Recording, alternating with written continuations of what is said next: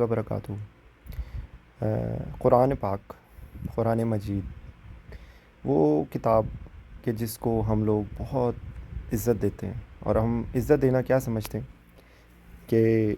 اس کا نام آئے تو ہم اپنا سر دھلنا شروع کر دیں، اس کی تلاوت ہو تو بے شک ہمیں سمجھ کچھ بھی نہ آ رہا ہو، ہم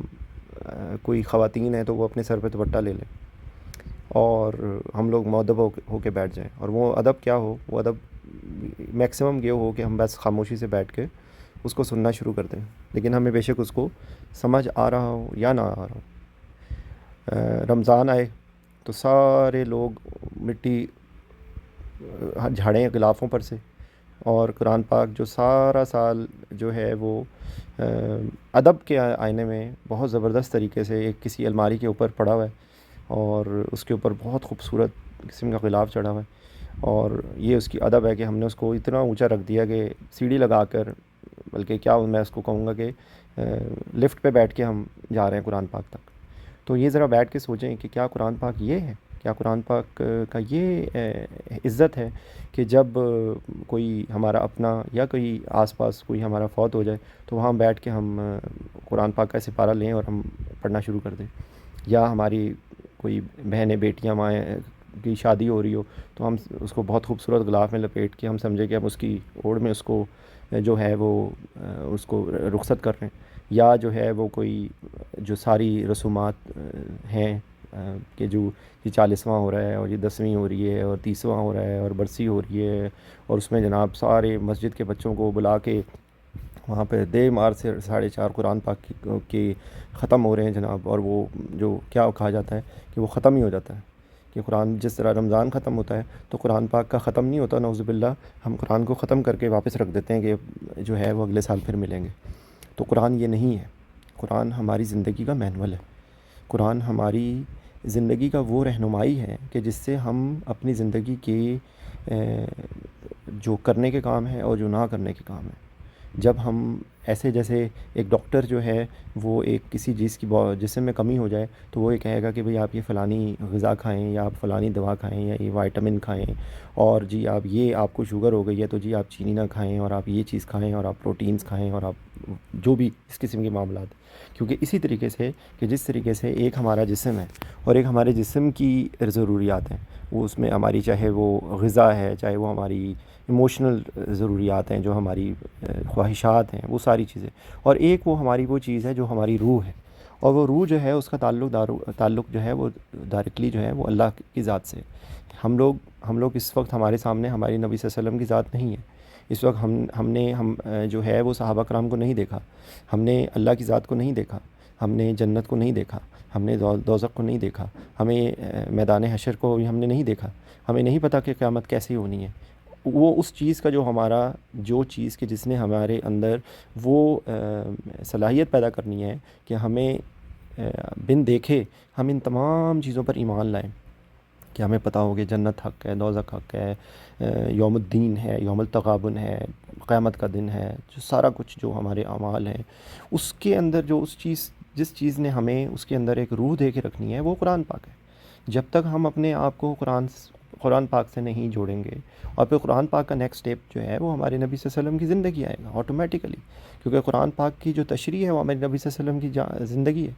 تو اور اس کو سمجھنے کے لیے کہ ہمیں کیسے سمجھ آیا، ہمیں کیوں نہیں سمجھ آتا، اس کی وجہ کیا ہے کہ ہم نے اس چیز کو بالکل ایک ریچول کے طور پہ بنا لیا ہے، ایک رسم کے طور پہ بنا لیا ہے کہ جی رمضان جب آئے گا تو قرآن پاک پکڑ کے سب بیٹھ جائیں گے، اور رمضان ختم ہوگا تو قرآن پاک سے ناراضگی شروع، ٹھیک ہے، میں پھر وہی بات ریپیٹ کر رہا ہوں کہ ختم ہو جائے گا قرآن،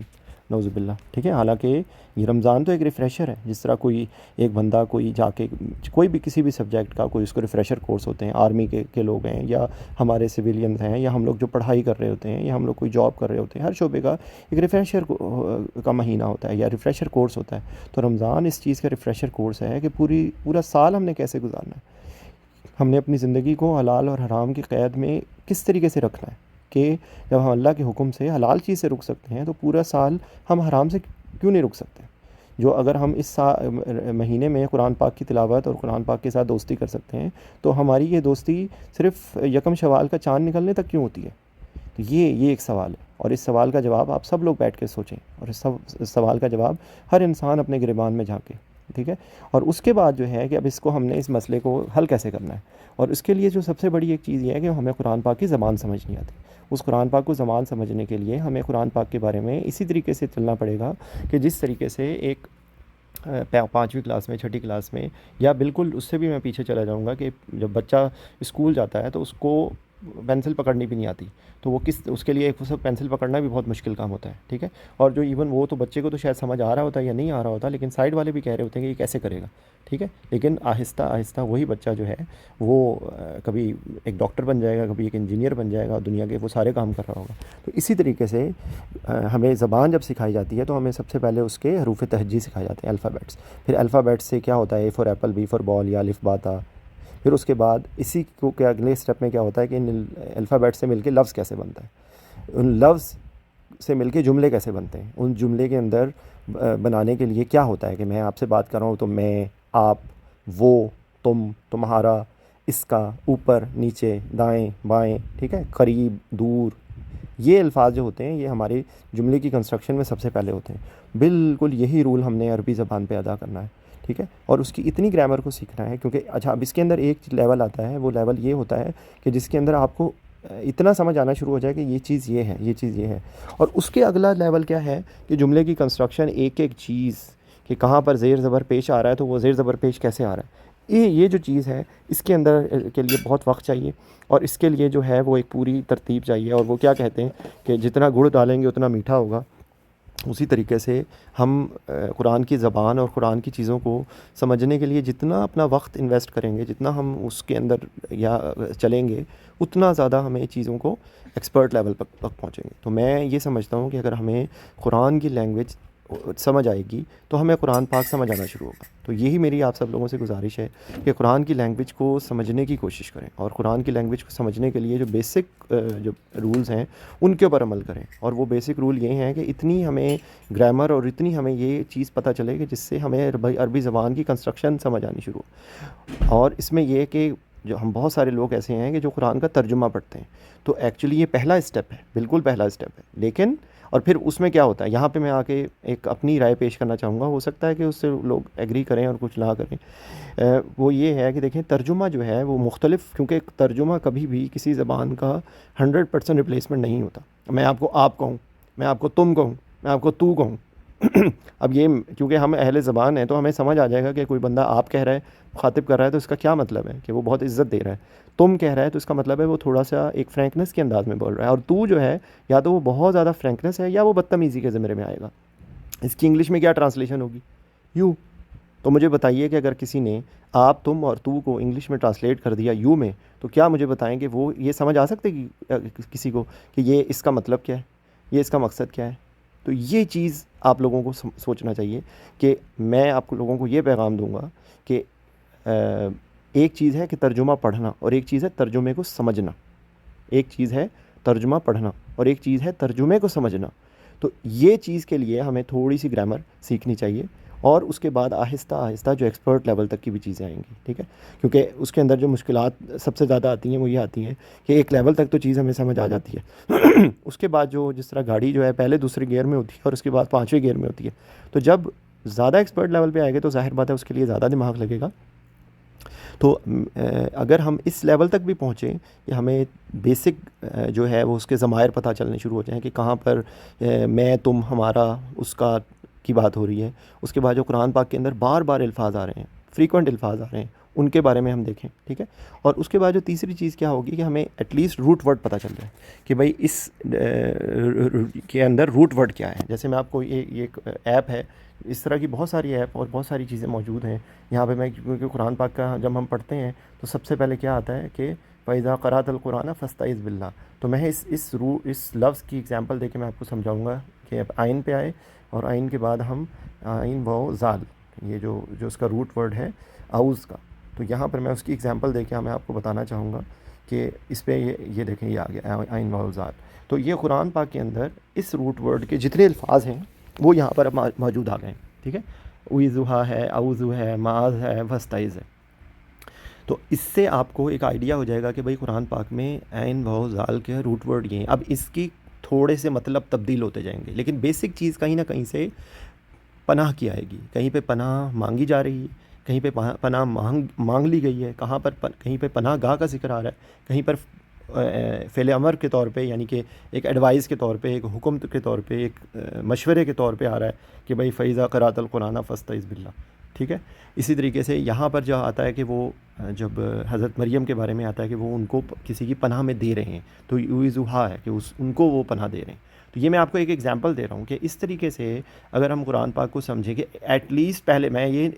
ایکسپرٹ لیول تو یہ ہے کہ یہ پورا لفظ کیسے بن رہا ہے، ٹھیک ہے، لیکن پہلا اگر اسٹیپ یہ ہے کہ اس کے اندر ہمیں اتنا بھی پتہ لگ جائے کہ یار اس کے اندر روٹ ورڈ کون سا تھا، کہ یہ اعوذ کا کہیں نہ کہیں ذکر آ رہا ہے. ٹھیک ہے. تو یہ ایک پہلا اسٹیپ ہوگا. ٹھیک ہے، پہلا اسٹیپ ہوگا. اور اس کے بعد اگلے اسٹیپ میں جیسے جیسے ہمیں گرامر سمجھ آنی شروع ہو جائے گی، وہ ہمیں بہتر سے بہتر ہوتا جائے گا. ٹھیک ہے. اب ہوتا یہاں پر یہ ہے، یہاں پہ آگے تھوڑا سا اختلاف آ جاتا ہے کہ جو ایکسپرٹ لیول کے لوگ ہیں، میں اگر ڈاکٹر ہوں تو میں اگر ڈاکٹر کی زبان آپ سے بولنا شروع کروں گا تو وہ آپ کو شاید آپ کو بہت مشکل لگے. ٹھیک ہے. اس کی وجہ یہ ہے کہ ظاہر بات ہے وہ اس کے لیے میں نے جو پڑھا ہے وہ میں اتنے سالوں سے پڑھ رہا ہوں اور میں ایک دوسرے لیول پہ ہوں، اور اگر میں آپ کو وہی الفاظ اسی طریقے سے بولنا شروع کر دوں گا تو وہ آپ کو سمجھنے میں بہت دشواری ہوگی. اگر میں آپ کو اپنی بات کو میسج پہنچانا چاہ رہا ہوں تو مجھے آپ کے لیول پہ آگے بات کرنی پڑے گی. مجھے آپ کو آپ کے لیول پہ آ کے آہستہ آہستہ میں آپ کو چیزیں سکھا سکتا ہوں. ٹھیک ہے. تو بالکل یہی رول یہ ہے کہ اگر ہم، جو بندہ اہل علم ہے، جو بندہ قرآن پاک کا ایکسپرٹ ہے، وہ اگر اتنی ہائی لیول کی گفتگو بالکل پہلے دن کرنی شروع کر دے گا تو وہ ہمارے سر کے اوپر سے گزر جائے گی. اور یہیں پہ یہی پرابلم آتی ہے کہ لوگ تھوڑی سی گرامر کا نام سن کے بھاگ جاتے ہیں. ٹھیک ہے. اور وہ پھر ہوتا ہی نہیں ہے. وہ کیا کہتے ہیں، نہ نومن تیل ہوگا نہ رادھا ناچے گی. نہ وہ اتنا وقت آتا ہے زندگی میں، شیطان ہمیں بہکا دیتا ہے، ہمیں مصروف کر دیتا ہے اور ہم وہ چیز نہیں کر پاتے. لیکن میں آپ کو گارنٹی دیتا ہوں اس بات کی کہ میں نے آج سے 5 سال پہلے تھوڑی مجھے پہلی دفعہ پتہ لگا کہ کوئی گرامر کے ذریعے بھی قرآن پاک سمجھنے کا کوئی طریقہ ہے، اور میں نے اس پہ عمل کیا، میں نے اس کو سمجھنے کی کوشش کی. اور آج کی تاریخ میں بھی شاید مجھے 100% وہ گرامر نہیں آتی، لیکن میں یہ سمجھتا ہوں کہ میں اس لیول پہ بھی آ گیا ہوں کہ الحمدللہ میں قرآن کی آیات کو تھوڑا بہت انٹرپریٹ کر لیتا ہوں کہ یہ جو آیت ہے اس کے اندر بیسک پیغام کیا ہے، بیسک میسج کیا ہے. یس، اس کے بعد ترجمے کی، یہ نہیں میں کہہ رہا ہوں کہ ہم خود بیٹھ کے تفسیر کرنی شروع کر دیں گے اتنی گرامر سے، یا ہم اپنی رائے دینی شروع کر دیں گے کہ یہ تو یہ ہے. لیکن اگر ہمیں یہ بات سمجھ آ جائے کہ قرآن کو یہ سمجھنے کا یہ طریقہ ہے، اور اس طریقے کے ذریعے ہم اگر کوئی بھی تفسیر کھول کے پڑھ رہے ہیں، چاہے وہ کوئی بھی تفسیر ہو، میں کسی کو لیبل نہیں کر رہا، میں کوئی شخصیت پرستی کے اس میں نہیں جا رہا، اگر ہم اس طریقے سے ہم کام کریں گے تو ہمارے لیے وہ دیر پا ہوگی. اور پھر ہمیں سمجھ آئے گا کہ کیوں یہ کہا گیا کہ لو انزلنا ھذا القرآن علی جبل لرأیتہ خاشعا متصدعا من خشیۃ اللہ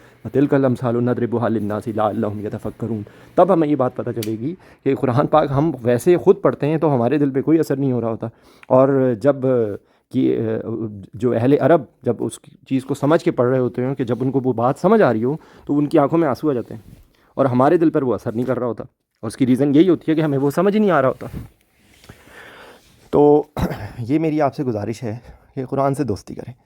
جب ہم اس دنیا میں جائیں گے نا، جب اس دنیا سے ہم جا رہے ہوں گے تو ہمارے اپنے جو ہے نا وہ بڑا رو دھو کے نا ہمیں جا کے دفنا کے آ جائیں گے، اور تھوڑے دنوں کے بعد وہ بھول جائیں گے ہمیں. ٹھیک ہے. اس کے بعد اگر میں آپ لوگوں سے سوال کروں کہ آپ کو اپنے پردادا کا نام پتہ ہے، یا پردادی کا نام پتہ ہے، یا پرنانی کا نام پتہ ہے، تو آپ کو شاید ان کا نام بھی بیشتر لوگوں کو نہ پتہ ہوگا. تو یہ ہے ہماری حقیقت، یہ ہے ہماری زندگی کی حقیقت، کہ ہم اتنی اس دنیا پہ جب ہم چل رہے ہوتے ہیں نا تو بہت اکڑ کے چل رہے ہوتے ہیں کہ جب ہم پتہ نہیں کیا چیزیں، جیسے ایسے رہتے ہیں کہ ہم نے کبھی واپس ہی نہیں جانا. ٹھیک ہے. اور جب ہم یہاں سے چلے جاتے ہیں تو ایسے لگتا ہے کہ جیسے ہم یہاں پہ تھے ہی نہیں. ٹھیک ہے. تو یہی میری آپ سے گزارش ہے کہ وہ چیز کہ جو ہمارے قبر میں ہمارے لیے انسیت پیدا کرے گی، وہ چیز کہ جو ہمارے لیے اللہ کے سامنے حجت کرے گی، خدا کے واسطے اس سے دوستی کریں. ہمیں جو ہے وہ اس چیز کو سمجھنا چاہیے کہ ہمیں یہ جو اس دنیا میں ہم رہ رہے ہیں یہ ایک عارضی ہے.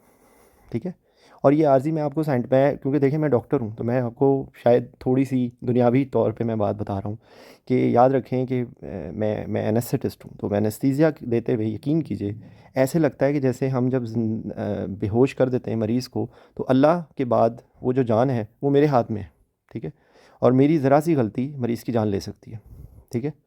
اور اس کے بعد جب پورا آپریشن ہو رہا ہوتا ہے تو کئی دفعہ بہت سارے معاملات ایسے ہوتے ہیں کہ جو ہمارے ہاتھ میں ہوتے ہیں، اور بہت سارے معاملات ایسے ہوتے ہیں جس میں کچھ پتہ ہی نہیں ہوتا.